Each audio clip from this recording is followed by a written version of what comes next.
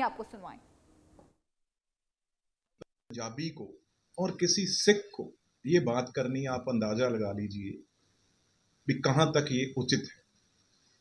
और जितनी देर तो मैं उनके पार्टी में था तो मैं महान था, अगर मैं अब उनकी पार्टी में नहीं हूं तो इन शब्दों से मुझे ये शब्द परोस रहे हैं। चलो वो बात, कोई बात नहीं, पॉलिटिकल आप करते रहो, लेकिन ये तो पार्लियामेंट के अंदर बात है। आपको यही ऐसी चीजें करने से स्पीकर साहब ने बाहर निकाला। अब आप गेट पे बैठे हैं, मेरी तो मैं ड्यूटी बाउंड था, मैं एक मंत्री के नाते मैंने वहां पे पेपर ले करने थे 12 बजे, तो वो पेपर ले करने के लिए मैं 11:30 बजे पार्लियामेंट हाउस में अंदर अपनी गाड़ी से उतर के मेन एंट्रेंस पे से जा रहा था। तो मैं तो अपने आराम से भी उसमें औजला साहब हैं, राजा वड़िंग माने की, हम सब कुलीग हैं, मैं तो उनसे अपना नजर मिला के देख रहा था, उनसे बात हंसता करता जा रहा था भी कौन सी जंग जीत के आए हैं, ऐसी चीजें हम खुद में ये बातें। मुझे तो ना पता था भी राहुल गांधी हैं, वो ऊपर से ही, मैं तो पीछे था, अभी आप मीडिया के सामने हैं, वो ऊपर से ही मुझे, आप देखिए कितनी दूर से मुझे ये शब्द बोलने लग गए।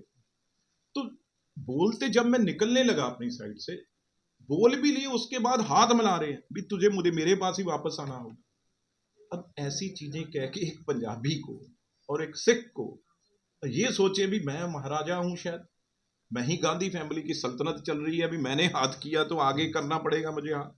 मैंने कहा राहुल जी, रिस्पेक्टेड वे से, आप देश के गद्दार हैं, आप फौज के गद्दार हैं, आप हमेशा लगातार यहाँ पे देश को तोड़ने की बात करते हैं, तो मैं आपसे हाथ नहीं मिलाऊंगा। तो जब मैंने ये कहा तो वो तिलमिला गए, तो उससे आगे बढ़ने लगे। आप वीडियो में देखिए, उनको वेणुगोपाल ने, केसी वेणुगोपाल ने उनके हाथ पकड़े, रोका उनको, उधर से सुखी रंधावा उनको जप्पी डाल के रोक रहे हैं। आज मतलब वो किसी हद तक भी वो जा सकते थे, किस वो उसमें थे, वो मैं कहना नहीं चाहता।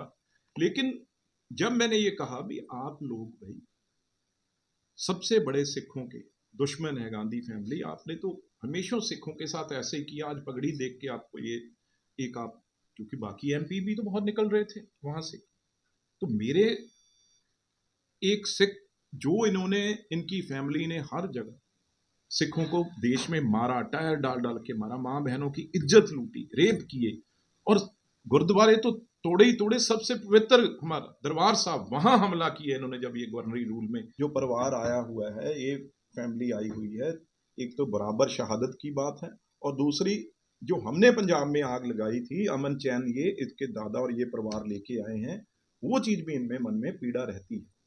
आपका बहुत बहुत धन्यवाद। तो रवनीत सिंह बिट्टू ने कहा कि किस तरह से राहुल गांधी ने इन्हें गद्दार कहकर सिखों का अपमान किया है और इसका बदला जनता खुद लेगी। मनोहर केसरी, इंडिया न्यूज, दिल्ली।